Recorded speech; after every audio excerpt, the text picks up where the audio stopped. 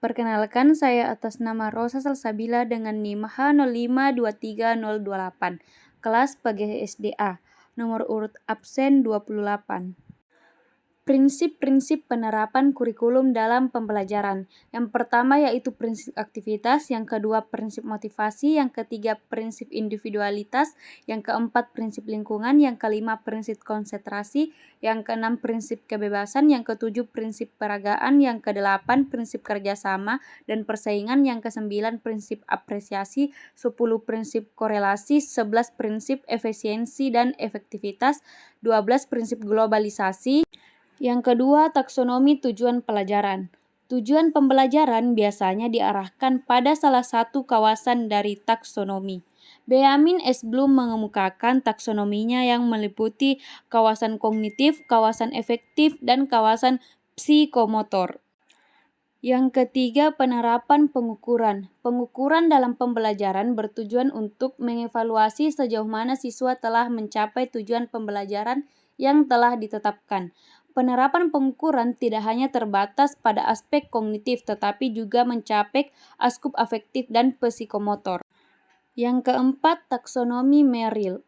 Taksonomi Merrill merupakan konsep penerapan pembelajaran berbasis tugas atau tugas terstruktur yang bertujuan untuk membentuk kompetensi siswa secara bertahap.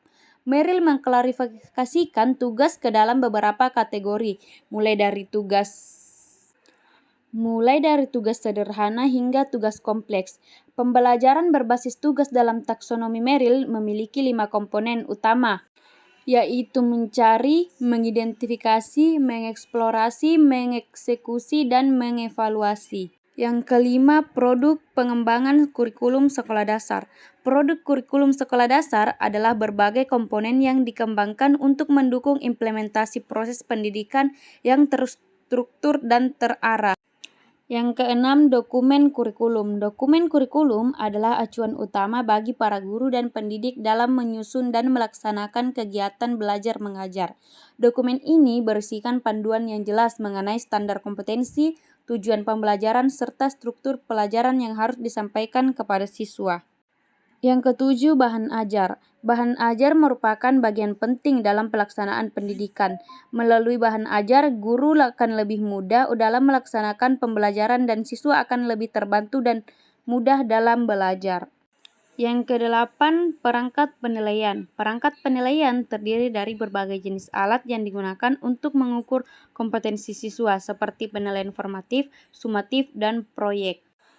Kesembilan, program pengembangan kurikulum. Program pengembangan kurikulum adalah serangkaian langkah dan strategi yang digunakan untuk merancang, menyusun, mengimplementasikan, mengevaluasi, dan memperbarui kurikulum di sebuah lembaga pendidikan.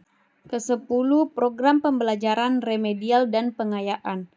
Merupakan layanan pendidikan yang diberikan kepada siswa untuk memperbaiki prestasi belajarnya, sehingga mencapai kriteria ketuntasan yang ditetapkan, sedangkan siswa yang telah mencapai kriteria ketuntasan yang telah ditetapkan diberikan pengayaan pemahaman konsep.